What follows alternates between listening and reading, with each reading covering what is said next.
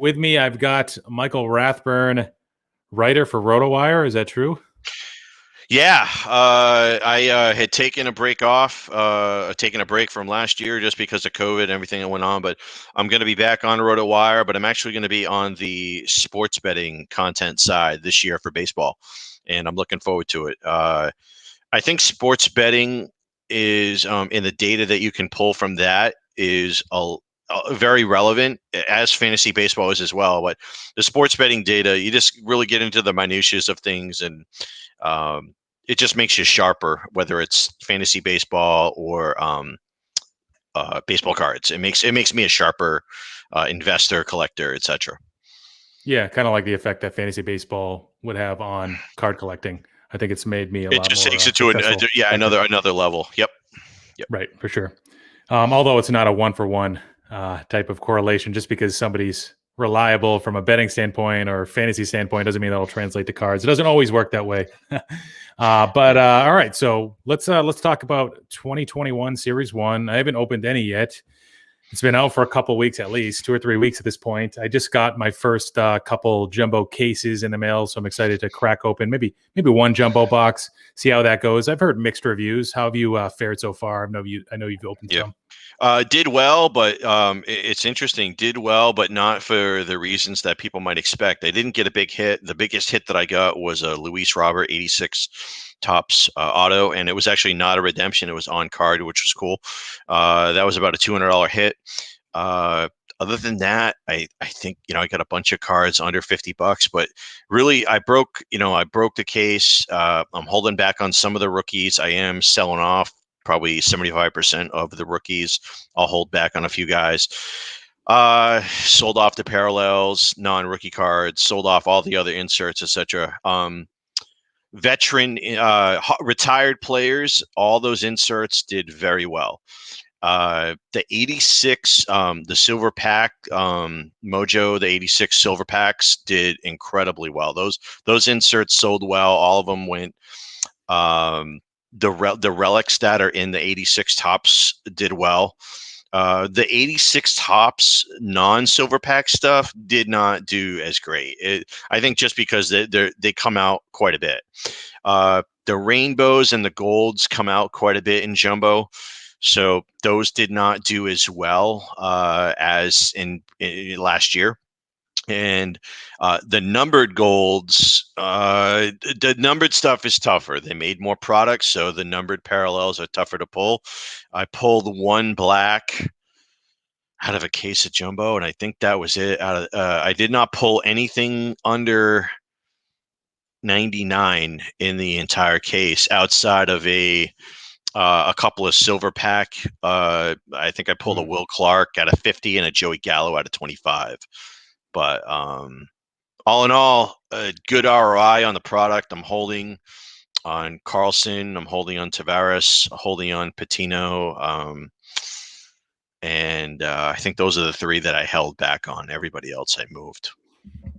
Got it. Yeah, the silver packs is kind of cool. How much value you can get from those, like as a percentage. Huge silver pack versus the rest of the product. I didn't even talk about what frustrates me is the box topper in the jumbos, which is that large. I don't know what the dimensions are, but the tall boy, whatever you want to call them, a pain in the ass to ship. I had to take 2 top loaders, tape it together, cut out cardboard. I mean, I got a Robert. I think some guy paid $30 for it, so I was happy with that. But you can't give away the rest of the stuff. You got to charge $4 shipping. You got to sell them as a lot. I mean, I'll put them up as a lot. If I get $20, I'll be happy. And you just got to do a better job with those box topper. I mean, just stop with the oversized stuff. I mean, just stop. I mean, I will tell you, the cloth cards do very well, and they're very unique. They're pretty cool. It's a very unique product and card. So but they all sold well. So cool. Yeah, that's funny. I actually recently sold some box toppers myself, but like you said, I sold them as lots. Easier for me to ship. Just worrying about packaging it up once, and I found a buyer that wanted to buy not just box toppers that were unwrapped. I actually did the sealed pack thing. That's probably the way to do. Yeah.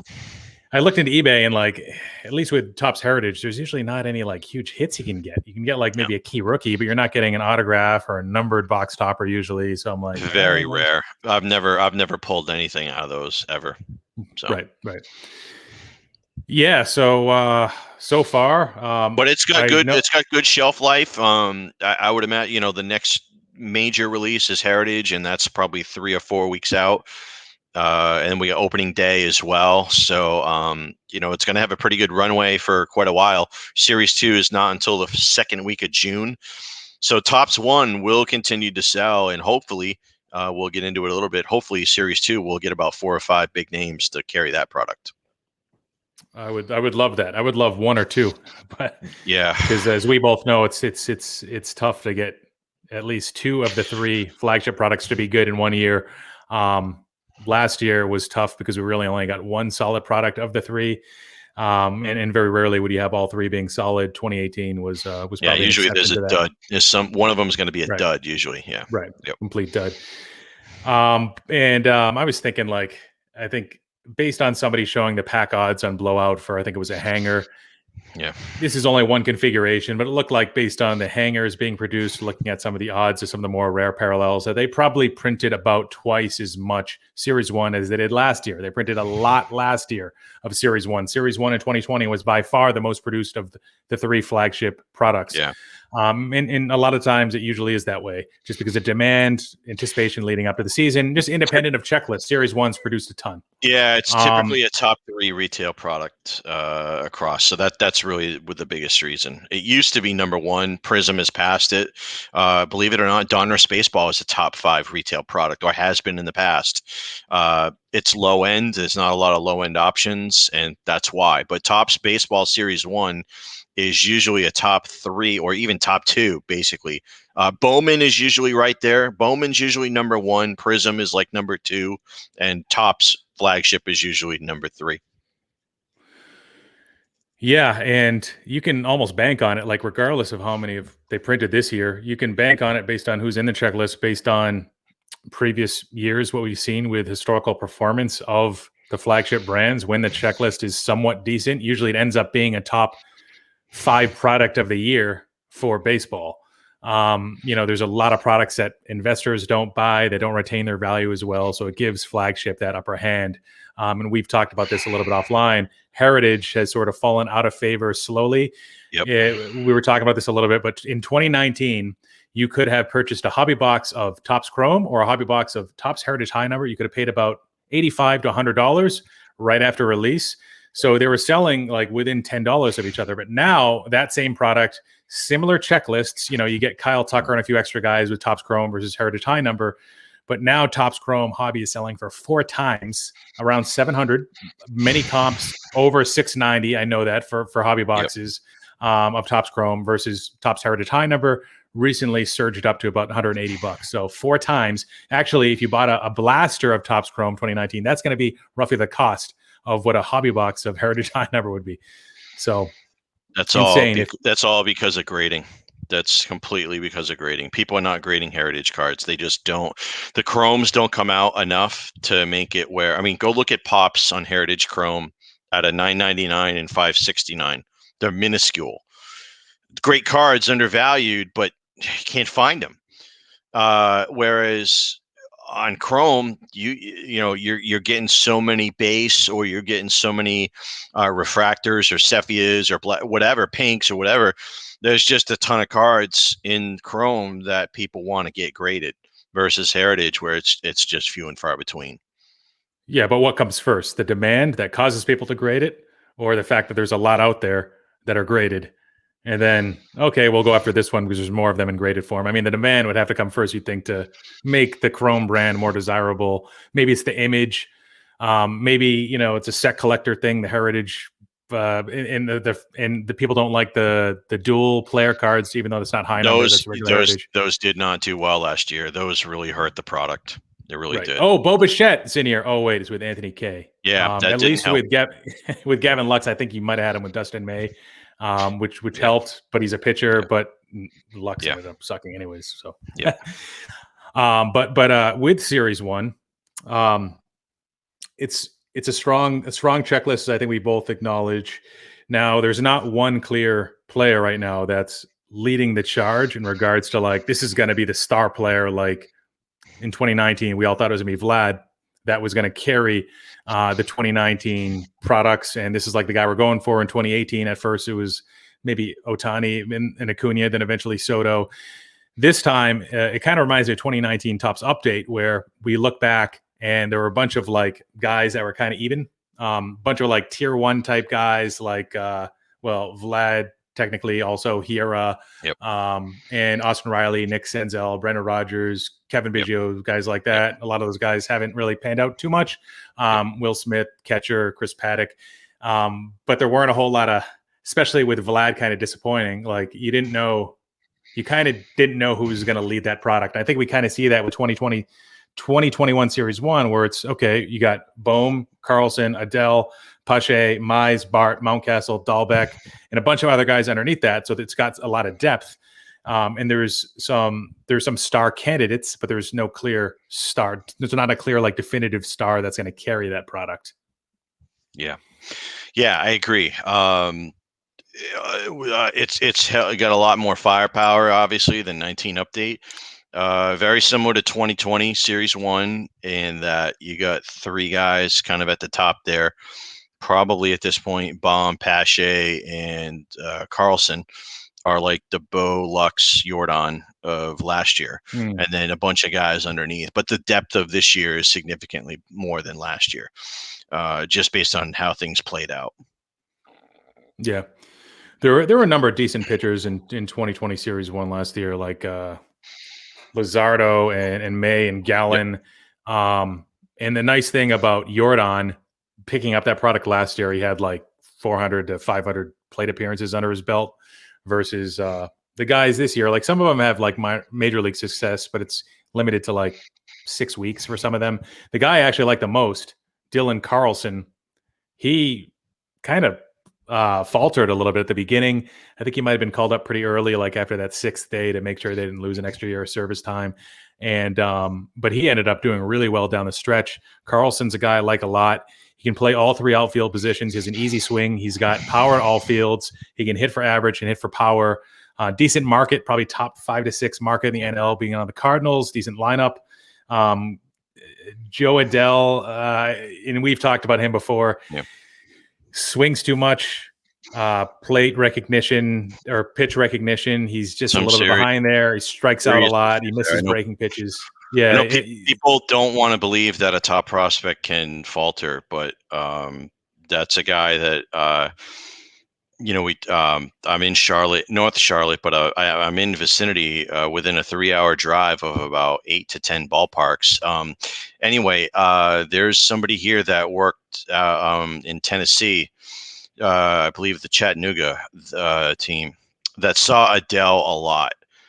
And point blank in person told me, kid cannot hit off-speed pitches. And this was 2 years ago. Said this kid's going to struggle as he moves up, and he doesn't know if he's going to be able to make the adjustments. Of course, hindsight's 2020, and we saw but I'd been telling people that a year ago. Not every guy is meant to be a superstar. There's plenty of top prospects that have thrived in the minor leagues and have busted in the bigs. And the number one reason is plate discipline and pitch recognition, usually. If it's not off the field or injury, it's usually the guy just doesn't have any discipline, and pitchers figured him out, and he can't make adjustments. So I've got concerns about him. Not a guy that I would invest in at all. Easy sell for me. He's been so much name hype for 3 or 4 years that it's like I feel like I'm looking at Byron Buxton 2.0 all over again. Yeah, that's scary, but that's very true. I mean, another guy who probably struck out 3 times more than he was walking in the minor leagues. Maybe got rushed up a little bit and never figured it out. With Buxton, he's had a myriad of injury issues too. He's shown some brief like glimmers of hope, and then something happens with him. With Adell, so much raw talent where like you got to think like he's got to improve at some point. He's still very new to major league pitching. He's still very raw. He I think there's a chance where he still breaks through, but I think it could take. I don't think it's going to be in 2021. It might not be in 2022, and like you said, it might not be ever. To your point about plate discipline, I know we have similar views here in that, like, one of the things we look for with prospects is like a walk rate of, ideally you want it in the double digit percentages, but like Yeah. above 8%, like Jared Kelenic, Yep. 8%. And then also looking at his strikeout rate, like Yep. Jared Kelenic's 20% strikeouts, like that's okay. Yep. Once you Yep. start to get to the 25%, Yep. that's where you run into danger with Yep. Adell, with a guy like Luis Yep. Robert. Not everybody's going to struggle. Fernando Tatis was around the 25% range with strikeouts, but he also had like a 10 or 12% walk rate. Yep. And with his batting averages so far, he's been a Yeah. little bit of an anomaly. I Like, this look is at a that. little I look unprecedented. at the differential, the spread between the K Yeah. rate and the walk. So, I mean, hey, what's Harper? Harper's got some crazy, like, Harper's always been a guy with like a 25, 30% K, but then like a 15, 18%, like just a ridiculous K rate, walk rate. The differential is, a 30% is dangerous, but if the guy's if he's approaching 12, 15% walks, then the net is okay. It just means the guy's just trying to crush the ball and hit it out of the park. But yeah, for sure. The K rate typically gets worse as they move up levels, and that's why the better it is now, the better it will be in the future. Right. Like Joey Gallo striking out 28% of the time, even though his walks were okay, goes to the major leagues, and strikeouts were a big issue from early on. 40%. Yeah. And with plate discipline, just because you have like decent numbers, like it doesn't always mean you're going to translate right away or at all. You look at Gavin Lux, probably the most telling of any stat, the K to walk ratio in regards to translation to major league success. You're still going to have guys like Gavin Lux, where they're not going to figure it out right away. And he's around 15%, I think, each double A, maybe in triple A. All right. So Alec Bohm, he tends to be one of the more expensive guys right now, at least based on what I was seeing on eBay a few weeks ago. He's a guy that did pretty well in his debut last year. I know his pedigree, his profile doesn't really have that much power associated to it. I don't know what his ceiling there is, but or what people really expect from him. What do you think about Bohm? Yeah, those guys that came out of nowhere and did these huge, mega sample size, it was small sample size, but mega results and mega outlier, I should say. I did sell him off. I'm not holding on to him mainly because he is the number one price guy right now. We got to rely. I mean, Pete Alonso was a power hitter and decent, but then broke out and did crazy things a few years ago. And you did well if you sold him. And I think the same case is going to be for Bohm. I think he's going to be a guy you're going to want to sell. He's in a decent market. He's on the East Coast. He's a power hitter as far as producing power results, but he probably did way over his head, and pitchers didn't have a book on him. I think that's what you can chalk it up to, is sometimes a guy can come up and especially if they were college hitter, can see quick results and do some damage before the scouting report and the book gets out on a guy. So I think that's my take on it, is I think he could struggle because pitchers are now going to have a book on him. Got it. What about Mountcastle? He's a guy that he can crush the ball. AAA numbers show that. A lot of power.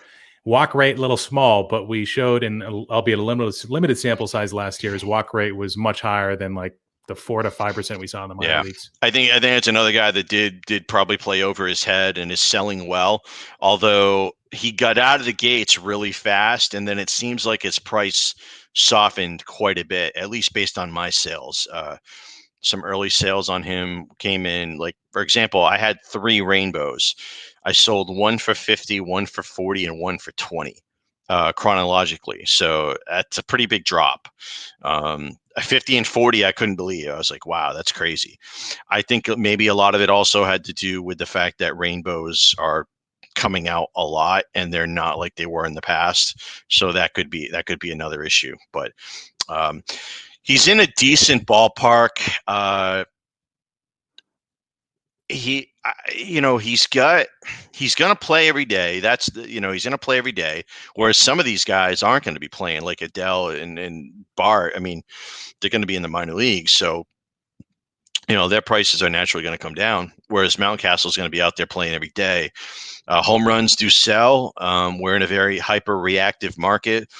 If a guy like Ryan Mountcastle hits 2 home runs in a given night, you're going to see a pretty good spike on his cards. So I think that's the one takeaway is he's probably going to be a volatile player, and you might see some ups and downs. When he's up, definitely move him. When he's down, that's probably when you want to buy him. Yeah, you brought up rainbow foils. That's one of the reasons, precisely what you mentioned about. I mean, it's not a numbered parallel, so Topps can crank out more and more of those each year. Actually, that's precisely why they came up with it, because they don't want to, dilute the luster and the how coveted like the golds and the black parallels are. They want to keep those numbered roughly the same, adding one each year. Yeah. But a way for them to not dilute the product and create more, making sure that the rip experience isn't terrible from one year to the next, is to pump some of those rainbow parallels in there. So 10 years from now, people will understand that the pops are lower in the earlier years, but there could be some ripple effect of, well, they're not really in demand anymore. We don't really like them. And that could affect the earlier years despite lower pops. Bobby Dalbeck. Dalbeck is the next we guy got a lot of these. He reminds me a bit of Pete Alonso. One-dimensional. I mean, a lot of these right-handed power hitters that are probably going to hit 250 at best. I mean, people get excited about rookies, and that's fine. But long term, and when I say long term, I'm not talking about 3 or 5 years. I'm talking about like over the next season. There's just going to be a lot of ups and downs with players like this. I mean, baseball better than anybody. The slumps that these guys go through. Whereas Dalbeck could have a hot streak of 2 to 3 weeks, but then go in the tank for 6 to 8 weeks, and the cards are going to crash. The way that the market is right now, and the hyper reactiveness towards cards, it's these right-handed power hitters that don't do anything else. They're not guys that I want to be holding on to. I was listening to on a somewhat tangent, I guess. I was listening to another video, and the guy was talking about how the market reacts so quickly to daily performance, one game to the next, especially in basketball, in the ultra modern market, really. And that person said that that's how the market should react. It should react quickly to changes in daily performance. And I'm thinking, like, I don't believe that at all. I mean, if it does, you might be able to say it's a more efficient market, maybe, but like healthy, no. Like, it's a flipper market. Right. Yeah, exactly. What does 1 week's performance matter in context of a player's career? Nothing. Very, very little. And with a guy like Dalbeck, I picked up his gold refractor before he was called up for cheap, autograph at the National a couple years ago. And I was like, I'm going to flip this thing before he gets called up, because I know what's going to happen. They might spike a little bit if he has a hot streak, but that hot streak, that's his peak. Like, he's not a guy that's ever going to hit 320 with 55 home runs. He's not capable of doing that, or playing Gold Glove defense. I know what he is. I know what his peak is. Very similar to Pete Alonso. Slight difference in that Pete Alonso's like super popular because of other factors maybe within New York. And I get that, and Dalbeck's just a guy that doesn't have that, but he's got some power potential. Long term, not for me. In a flippers market, you might be able to get lucky there, maybe. But he's 25 and 150th ranked prospect. I mean, there's not a lot there that, there's not a lot of meat on the bone for a guy like that. So, for sure. But you did exactly what you do with guys like that. You just know. Indeed. By the way, a point about Joe Adell, actually. Joe Adell, if you look at his Bowman Chrome autograph prices, a lot of times you can look at their Bowman Chrome autograph, and that would be like their equivalent of a ticker. Like, that's because year to year there isn't as much variability with print run spikes and pop spikes with that card versus like a Topps parallel, or Topps parallels can stay static, but Topps base cards, for example. So, but looking at Joe Adell's Bowman Chrome autograph, it's actually deceiving, because I don't know if you heard this, but his, like, a bunch of his color autographs were destroyed and never released. They were lost. Same thing happened to Lourdes Gurriel in 2017 Bowman Chrome or Bowman Draft something. And so he doesn't have any purples. He doesn't have any blues, I believe, and he doesn't have any greens, and he might be missing some other colors, and that makes a big difference. So for a while, like his year ago, 2 years ago, his stuff was always going carried a ridiculous premium. They've always had that insane premium to them. Yeah, so that would explain why. Oh yeah, going for 1,000 plus, and I'm like, it was like more than Luis Robert at the time, and I'm like, okay, maybe he's like the top prospect on one list, or a higher prospect on one list. Yeah, what people got to realize is the farther away a guy is from the majors, the more can go wrong. More look at how Royce Lewis. I mean, just not that he was far away from the majors, but didn't play all last year because of COVID. Now going to be all of this year for ACL. I'm not writing the book off on him yet because he's still young and he's like a top 25, top 30 prospect instead of top 10. He still was the number one overall pick, and I still think his profile is going to play well. But let's face it, did he have a spot in 2021 on this Twins roster, barring injury? He didn't even have a spot. So he was going to basically be hanging out maybe a month or two in Double-A and probably 3 months in Triple-A.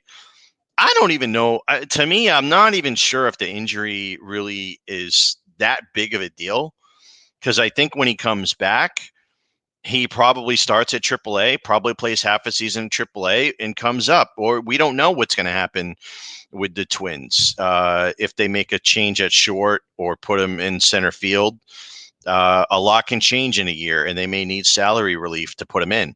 So I'm not as down on the Royce Lewis injury as I've seen some other people. Got it. And injuries can be. Yeah. Point being is when a kid is young and he's super expensive and he's 3 or 4 years away from the bigs, a lot can go wrong, whether it's injury, whether it's performance, whether it's off the field, whether it's the team goes in a different direction and now he's blocked.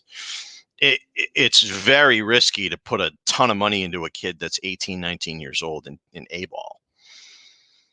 For sure. Absolutely. Now, what about some other guys from Series 1 like Christian Pache, Joey Bart? Any strong feelings on them?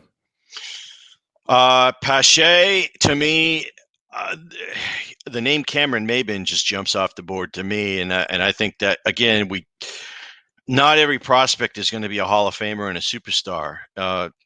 Typically, teams are happy if a top prospect just makes it to the big leagues. If they become a productive major league starter for 3 or 5 years, they're usually happy. Pache clearly is the defensive first guy. He's gotten bigger. I mean, if you look at his Topps card, he's a thicker dude now than he was before. Hard to tell if it's muscle or it's just beef.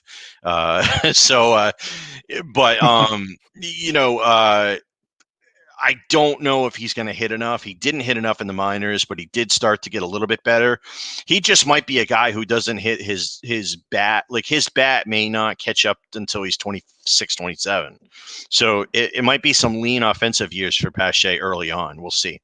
If he does hit, watch out. It's scary, but I don't know if that's there yet. Kind of reminds me of Lindor a little bit, different position. The thing that reminds me of him is that he was defensive first, and any Lindor offensive did not hit for any power. Lindor had zero power. Yeah. Yep. Exactly. It was all gravy. So like Pache has the potential to really be an impact guy. Joey Bart struggled mightily, really high strikeout numbers. In the minor leagues, he was a ginormous hitting prospect, power, average. What do you think about Bart? No. If the NL doesn't get DH, which who knows, I don't know what they're going to do. I hear conflicting reports about that still. On MLB radio, they flip-flop on the NL DH, it seems, on a daily basis. Some guys think it's in, some guys think it's out. Let's assume it's out. So Bart can't do DH in the National League. He plays a bad position for the hobby, which is catcher. He can't go to first because there's a lot of things there that are negative on him. I'm not a big college bat guy unless it's especially that hitter profile. If it's an Austin Martin type of profile, then that's fine. But the Joey Bart profile, college hitter, usually doesn't translate well for the hobby. Plays in a bad ballpark, not the greatest market on the West Coast. I just don't see any positives for Joey Bart. His card prices have softened quite a bit. His 21 stuff is not, it didn't sell that well for me. It didn't get premiums like it did right in the beginning. Yeah, so he's fallen quite a bit because when 2019 Bowman came out, he Yep. was a number 2 guy for a while after Wander, so he's ahead of Luciano, well, he was ahead the of held back. J-Rod. He was the Times held changed. back. Was he the held back guy for the? He wasn't in draft. He was in the following year. Bowman. I think he was the held back guy. Might have been, yeah. Yeah, because he was the number 2 pick, and they usually hold back the number. So there was all the fanfare. The problem with card prices in Bowman and draft position is exactly that. Just because the guy was picked number 2 does not mean he was the second best player in the draft, and doesn't mean he's going to be the second best player for the hobby. And you got to look at position, organization, development. I mean, Joey Bart was an instant sell. I was just talking about like the hierarchy of prices, not so like the order of sequence of picks, but draft picks. But so there's a lot of pitchers in 2021 Series 1. Sixto Sanchez, you mentioned Luis Patino, Christian Javier, Brady Singer, Ian Anderson. He was really good last year, especially in the playoffs. I know John Smoltz talked about a low heart pulse, something like that. And then there's some other hitters there's Luis Garcia, who it seems like he's trying to model his swing and his approach after Juan Soto. We've seen some success. We haven't seen Juan Soto type success, but kind of reminds you of what JD Martinez did watching Miguel Cabrera. And I think we've seen another example of that quite recently too. And then you've got guys like Andres Jimenez, Evan White, probably not a whole lot to squeeze out of that rock, but and Nick Madrigal, who's a guy I know you've seen a lot in person. Yeah. Leody Taveras is my guy. I've seen him more than anybody at 2 or 3 different levels. I think low A. I saw him at low A and high A probably 3 or 4 times. Definitely looked like a major leaguer when I saw him. And at those lower levels, you're lucky to get 1 or 2 big leaguers at those games. And he was clearly the guy. So even though a bad team, he is scheduled to hit. He's projected to hit leadoff, and I think he's I don't know about the whole Rookie of the Year eligibility, and it's all wacky this year. But I think he's going to have pretty good success, and so I do like him. Madrigal is probably going to hit at the bottom of the lineup. Great contact, great average, but not a lot else. So might not be a lot there. I do think Taveras is going to have some hobby. I think the hobby can jump on him. The kind of the way Trent Gresham was last year. Nobody was really on him. He was being picked in fantasy like around 200, 250, but he was in a really good lineup spot and he did really well. And I think the same thing could happen again for Leody. Outside of that, I didn't mention Patino. It's tough with pitchers. I mean, just the injury risk, the volatility of the position. I mean, a guy like Sixto looked awesome in the playoffs. Leading up to, etc. But is he gonna be like a 5-inning guy and they're gonna pull him after the 5th inning? Like it's really hard to get behind young pitchers. I mean, just look at Bieber's prices; they're not huge. And really they should be based on his numbers, but his Chrome update is still really, really cheap. Until you reach the Garrett Cole, Max Scherzer, Clayton Kershaw, even look at a guy like Zach Greinke, who's probably going to go to the Hall of Fame at this point. His cards are not huge. So it's just one of those things where even if you're on the Hall of Fame, if you're on the Hall of Fame trajectory, usually that's what it takes. But you brought up Greinke. There's some other guys that are in his age range that are maybes that are on the cusp. I know CC retired, Verlander. yeah, Bumgarner probably not, Yep. but Yep. you never know. His Yep. prices are in the toilet. Walker Buehler not on the Hall of Fame trajectory yet. Yeah. Jack Flaherty not on the Hall of Fame trajectory yet. Even the brightest young stars in the game, from a hitting perspective, if they were hitters, you'd see a much different And there's also level of reception. there's a lot of chatter about the pitchers being really, like, because of COVID and everything. There's so much chatter going on right now that no one's going to pitch more than 7-8 innings early on. It just, the pitch count restrictions, the innings limits. We saw it last year. Pitchers don't get wins anymore. I mean, it's just, and that's unfortunately where we're headed. We may be headed for a Cy Young Award winner with 15 wins, which, look, DeGrom is at 13. I mean, that's just the nature, so it becomes a strikeout game. That's the next stat, strikeouts. But if guys just aren't compiling the innings, how many guys are going to throw 200 innings this year? Maybe less than 5. You've maybe seen 5. The amount of guys with 200 strikeouts you don't see anymore because, as you said, the innings. So then what do you look at? Caper 9? You look at pitcher WAR. Well, WAR won't be as high because of innings.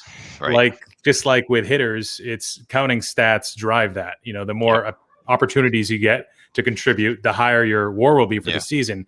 Unless you have a negative WAR, like Albert Pujols does in a lot of recent years. But yeah, that's a good point. And at some point, like, does the hobby ever adopt relief pitchers because the game's changing? That would take a while. But hey, look, the rookie of the year, everybody thought it was going to be Bohm, and ends up being this pitcher Williams, that nobody's ever heard of before. Yeah, and he's like ends up being a top 3 guy. And was it update? and I'm sure his prices are nowhere right now. So. Right. Nope. It's just tough. I mean, it's, look, offensive linemen in football don't sell.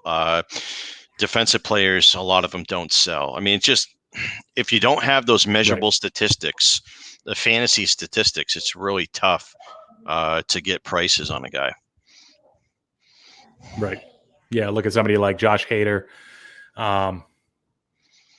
Even Hall of Famers like Trevor Hoffman's prices. Mariano is really the only guy. He's the only one that's been able to crack and that's basically because he was on the Yankees. Yeah, and something I looked up recently was 92 Bowman was like a premium set. A lot of the junk wax stuff from the 90s and 80s has seen like ridiculous climbs over the last couple months, but 92 Bowman, you can still get a hobby box of that for not much more than 93 Topps Series 1. Which has just tripled, which is crazy. So it's like 400 versus 300 there. Yeah. So there's some arbitrage there. 92 Bowman's got to be incredibly undervalued, and you've got other players in that too. No doubt. Tough because it's a 700 card set, and so you've got to probably buy multiples. That's true. I do agree with you. Series 1. Yeah, I do agree with you. There's probably some opportunity on those. Yep. Much. Maybe we just end this by getting your thoughts on Bowman, who's going to be included in that, who to look out for. Do you have anything to say there? Or? It's such an unknown. Maximo, the kid from the Rangers, who did not have a Bowman card yet. It looks like Hedbert Perez would be another one who's not a previous international guy that didn't have a card. Hedbert Perez from the Brewers, Maximo Acosta from the Rangers, and then the 2 guys that were left out, Austin Martin and Blaze Jordan. So I would assume we get those 4 guys. Now, whether or not we get any of the international guys that just signed is such an unknown. If we do, it's going to be on the equivalent of a 19 Bowman. It's Wilman Diaz, Carlos Colmenares, Christian Hernandez are all 17-year-old shortstops that signed for huge money. You got Pedro Leon, who is a Cuban kid, I believe, to the Astros. He's 22. And then there's some it's like ridiculously shortstop heavy. But if the top 3 shortstop kids are in the product, then we got a home run. I'm not optimistic that any of these guys are going to be in Bowman. My gut tells me they're not, and just the way that Topps. I think logistically, I don't want to Right. bet. Right. I think logistically it could be tough. The way that they got to do it is they have to print up the cards separate out of Florida and then ship them to the prospect and then get them back and then pack the product. They probably already have the product printed. That's my guess. And the autographs would be the tricky part is not necessarily, yeah, they got to get the autographs because they got to get them on card. The trickier part might be the base cards and the parallels that need to go into the product of those particular international guys, because what happens if somebody doesn't send their autos back? Then all of a sudden you're looking at redemptions and, hey, you got to do what you got to do. But monster product if the international guys are in. If they're not, it's probably going to be a lot like last year, although no big name like Jason Dominguez. So it could be an overpriced, hyped product in 2021. Do they hold out and put those international guys in 2022 Bowman? Do they put them in Chrome 21? Do they put them in draft? I don't know. I don't know what they're going to do. I'm very surprised that they are leaving the release date of mid-April on Bowman. I mean, somebody had to think that, hey, they changed the international period to January. This product really needs to come out in July now. I don't know. Last year we saw kind of a late delay, but it still only got pushed back like 3 weeks, maybe a month, to May. And I think they pushed it back, but they were able to release first edition earlier. That's right. Yeah, I remember that. It was like mid-May when it came out instead of late April. Yeah, that's right. Yeah. You know what? You just hit on something. Not to belabor the point, but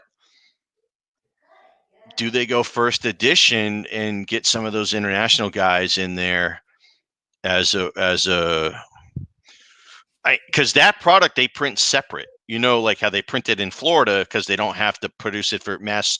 They've got the Topps Nows and the Livings and all that come out of Florida. I believe first Bowman came out of Florida as well. That could be another option. I mean, they're going to do first Bowman. They have to. I mean, and you're looking at Sapphire and all that other, stuff that they're going to tack on. I'm very curious to see how they handle these international guys, because it sounds like the international signing period is not going back to July anytime soon. So this is an issue they're going to have to deal with moving forward.